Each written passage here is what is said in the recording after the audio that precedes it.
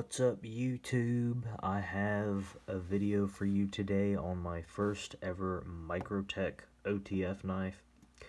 Now, this isn't a review. This isn't, oh, this is the best, tactical survival. No, it's none of that shit because, guys, this knife, in particularly, and all of their knives that they offer that are OTF, in my opinion, they don't serve any purpose except for self-defense and possibly to open boxes. I mean, that's really the only thing this knife has going for it is self-defense in states that legally allow you to carry switchblades or automatic knives.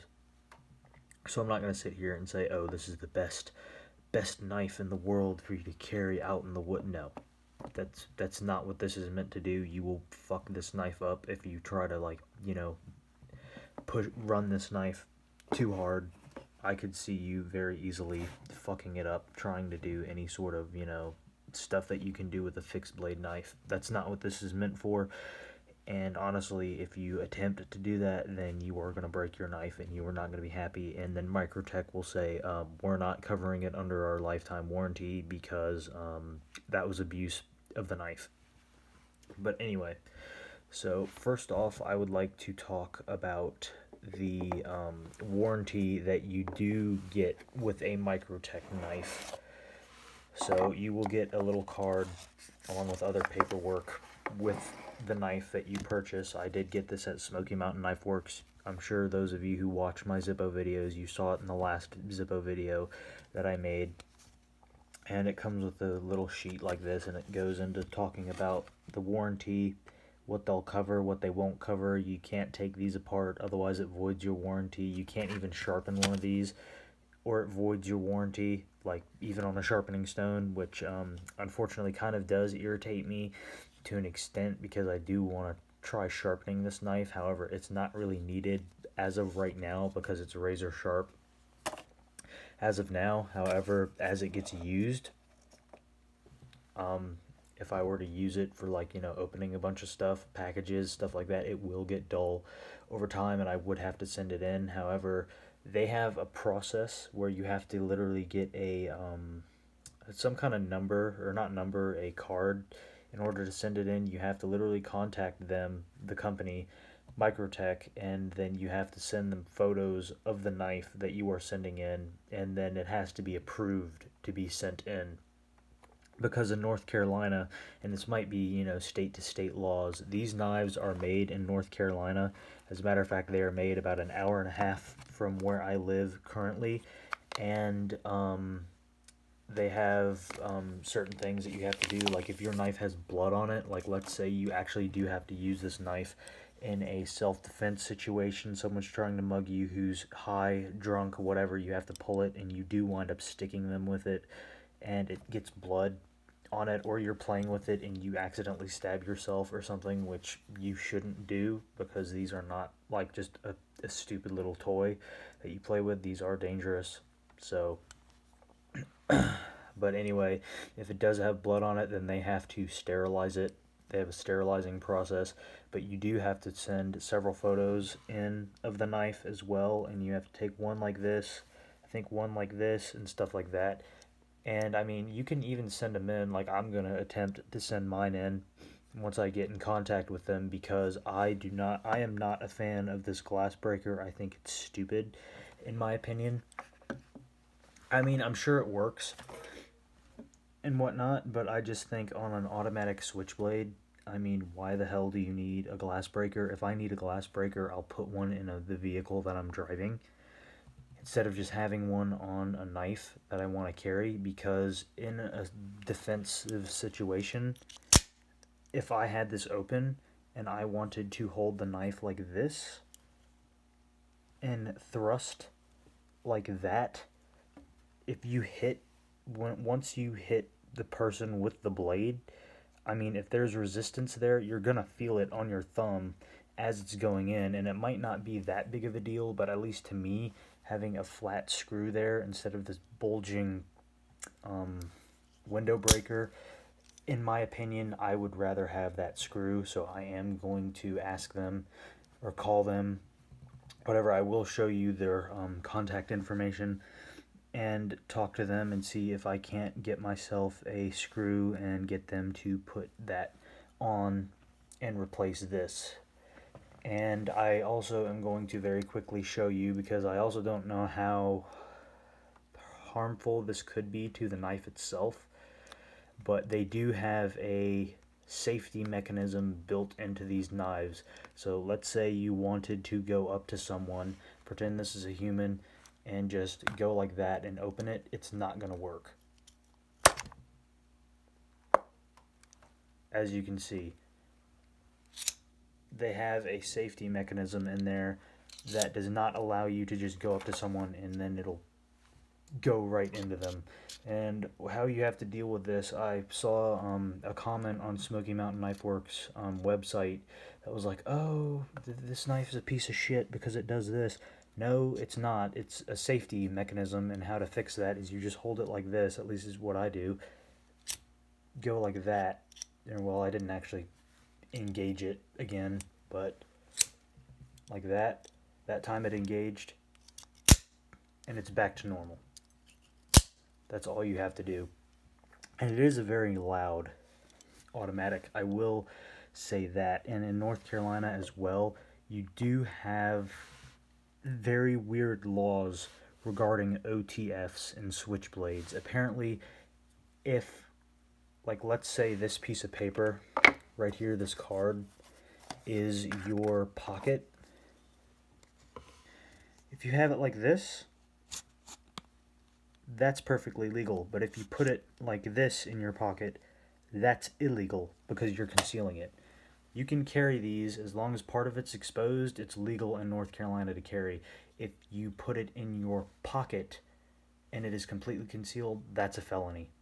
It's a really retarded law. I don't understand it, but that's the way it is. But there is, information. You can register your product, which I probably will do, and you can see their address and how to contact them there. That's the number. I am going to be calling that and just asking them a few more questions about this knife. This was not a cheap knife. This was, I think, normally is $280. However, for whatever reason, at Smoky Mountain Knife Works, they only charged me $230. I don't exactly know how the hell that happened. I guess the lady who was checking, who I was going through at the checkout, she was really nice and everything, and she was like, oh, you saved, this amount of money. And I was like, wait, what? But I guess I just got lucky. And there is another thing I want to note about this knife, is when it is deployed,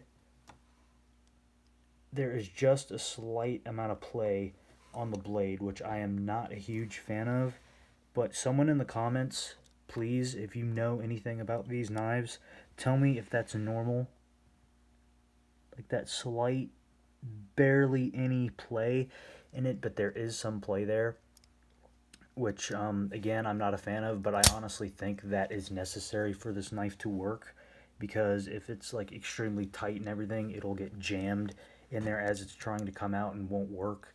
But again, guys, the reason why I purchased this is specifically to be a self-defense knife to have in my pocket. This is not an everyday carry. Once I get a night job again, I will be carrying this knife on me. I will have my shirt tucked in, and I will have this knife with the clip on my pants pocket, so that way it's perfectly legal. And I will be carrying this knife because, especially if I get a job in downtown where I'm at, I mean, there's normally not any crime or anything like that, but if I ever had to use it, I would. But I would certainly hope I would not have to.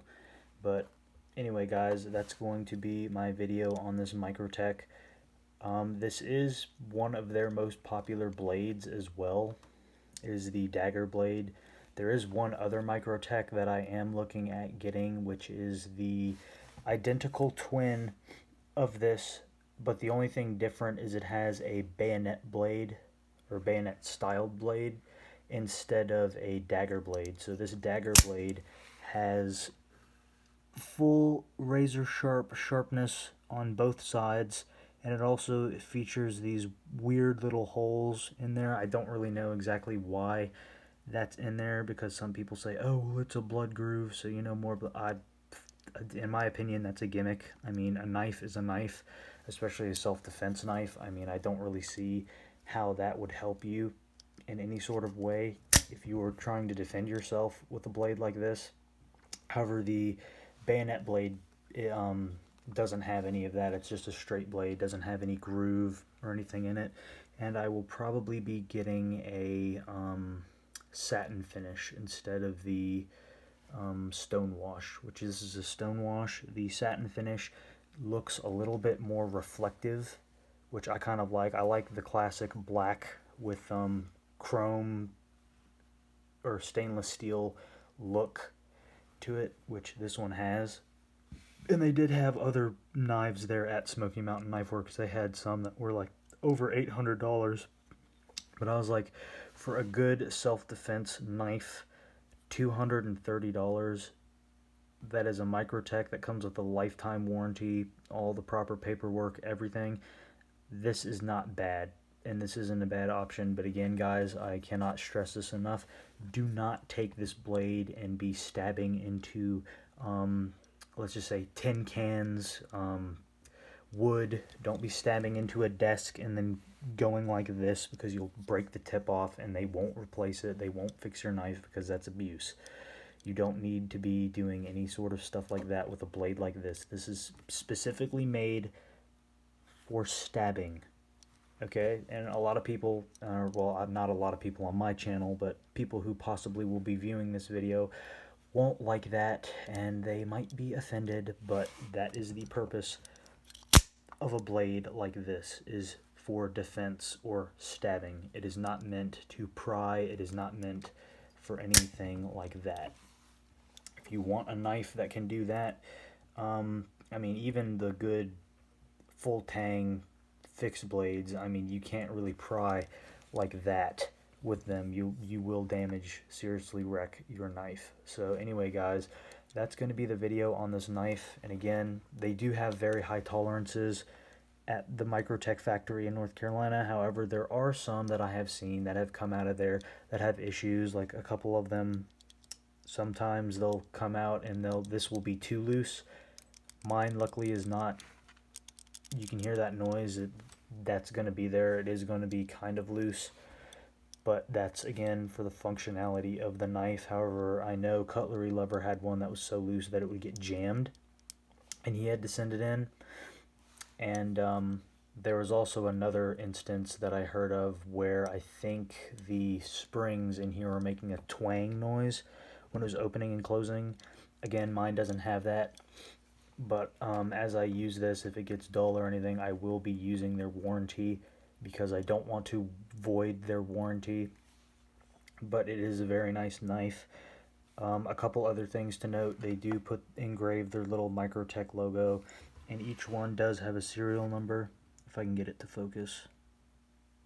There you go. Mine's 179558, and then it has a manufacturing date, which is 10 of 2020. Which is October of this year. So this knife is 2 months old. But again, guys, this isn't, I know I've been saying this like 3 or 4 times now. This is not a knife you want to push very hard or expect miracles out of. That's not the purpose of this knife. This knife is specifically made for self-defense.